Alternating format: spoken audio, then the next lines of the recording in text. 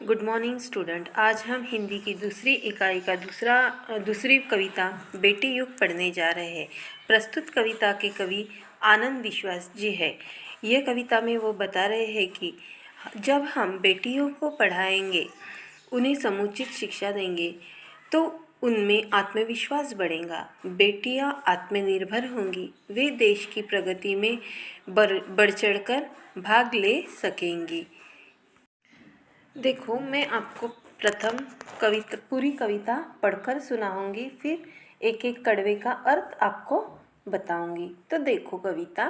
नानी वाली कथा कहानी अब भी जग में लगे सुहानी, बेटी युग के नए दौर की आओ लिख ले नई कहानी। बेटी युग में बेटा बेटी सभी पढ़ेंगे सभी बढ़ेंगे, फौलादी ले नेक इरादे अब खुद अपना इतिहास गढ़ेंगे। देश पढ़ेगा देश बढ़ेगा दौड़ेगी अब तरुण जवानी, नानी वाली कथा कहानी अब भी जग में लगे सुहानी।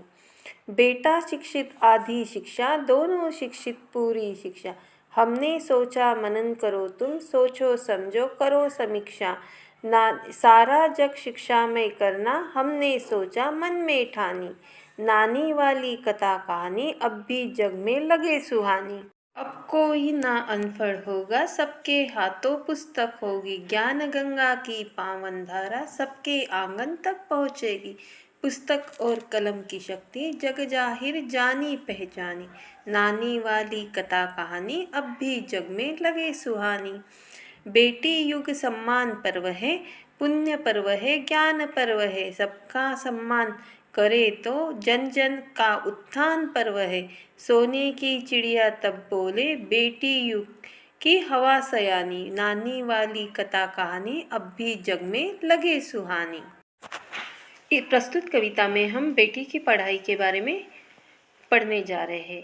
ये इस पोयम द्वारा बताया गया है, अगर बेटियां पढ़ेंगी तो पूरा परिवार शिक्षित होगा।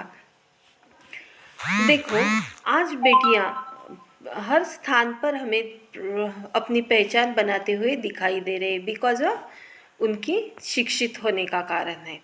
तो देखो, आज हम बेटियों को कहाँ कहाँ देखते हैं। राजनीति में उन्होंने अपना स्थान बना लिया है, जैसे हवाई जहाज बेटियां चलाने लगी है, तो वो आज एक साइंटिस्ट के रूप में दिखाई देती है। हर क्षेत्र में बेटियां दिखाई देती है।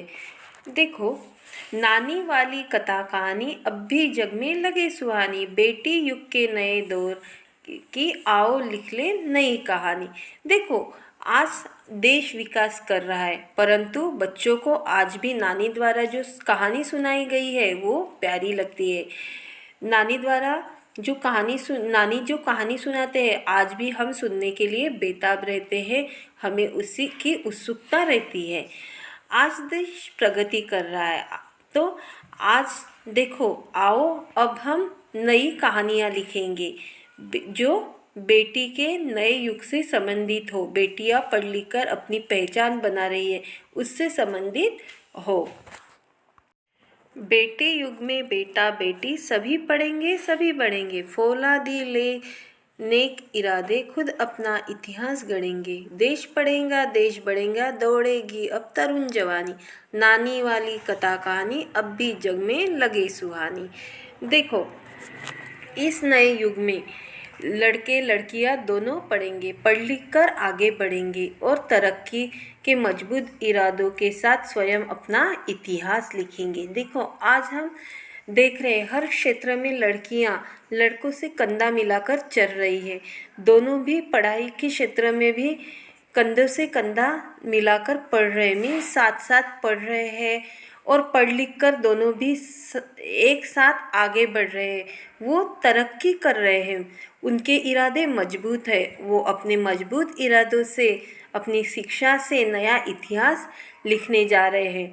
जब देश के सभी लड़के और लड़कियां पढ़ेंगे तो देश आगे बढ़ेगा। युवक युवतियां प्रगति की दौड़ में दौड़ेंगे। आज भी बच्चों को नानी द्वारा सुनाई गई कहानी जो है वो प्यारी लगती है।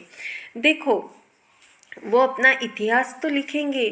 देखो, लड़के लड़कियां अगर अच्छे से पढ़ेंगे तो देश की प्रगति होगी, देश आगे बढ़ेगा। युवक युवतियाँ जो है वो प्रगति के दौड़ में, भाग दौड़ में दौड़ेंगे। आज भी फिर भी वो कितना भी प्रगति करे, फिर भी बच्चों को आज भी नानी की कहानी सुनने में बहुत अच्छा लगता है, उनको प्यारा लगता है। बेटा शिक्षित आधी शिक्षा, दोनों शिक्षित पूरी शिक्षा। हमने सोचा मनन करो तो सोचो समझो करो समीक्षा। सारा जग शिक्षा में करना हमने सोचा मन में ठान। नानी वाली कथा कहानी अब भी जग में लगे सुहानी। देखो यह कवि कहते हैं कि यदि केवल बेटा शिक्षित किया गया तो वो आधी शिक्षा कहलाएंगी। पूरी शिक्षा तभी कहलाएंगी जब दोनों अच्छी तरह से शिक्षित होंगे। देखो एक कहावत भी कही जाती है कि अगर बेटा पढ़ेगा तो उसका शिक्षण स्वयं के लिए ही होगा, लेकिन बेटी पढ़ेंगी तो दो परिवार शिक्षित होंगे। तो इसीलिए कहा गया है कि ये बेटा और बेटी को अच्छे से शिक्षित करना चाहिए।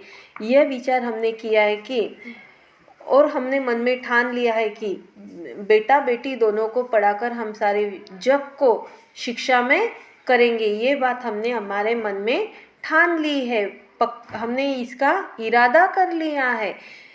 फिर भी बच्चों को आज भी नानी द्वारा जो कहानी सुनाई गई है वो प्यारी लगती है।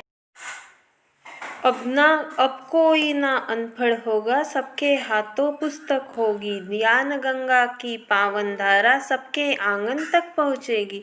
पुस्तक और कलम की शक्ति जग जाहिर जानी पहचानी। नानी वाली कथा कहानी अब भी जग में लगे सुहानी। देखो अब समाज में कोई अनपढ़ नहीं रहेगा, सभी बालकों के हाथ में पुस्तकें होगी। ज्ञान रूपी गंगा की पवित्र धारा प्रत्येक व्यक्ति के आंगन तक पहुँचेगी, अर्थात हर घर का बच्चा पढ़ेगा। तभी सभी जानते हैं कि कलम में कितनी शक्ति होती है, पुस्तकें ज्ञान का भंडार होती है। देखो हमने पहले ही कहा है कि बेटा बेटी दोनों को पढ़ाकर पूरे संसार को हमें शिक्षा में करना है, शिक्षित करना है।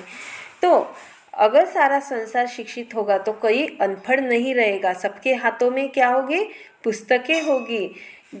क्योंकि पुस्तकें क्या प्रदान करते, पुस्तकें हमें ज्ञान प्रदान करती है। और जो कलम है वो सबके हाथों में होंगी। कलम में बहुत शक्ति होती है, कलम यानी पेन में बहुत शक्ति होती है। ये बात पुस्तकें ज्ञान का भंडार मानी जाती है।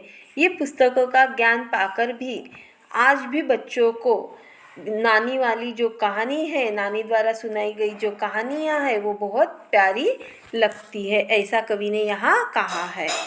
बेटी युग सम्मान पर्व है, पुण्य पर्व है, ज्ञान पर्व है। सबका सम्मान करे तो जन जन का उत्थान पर्व है।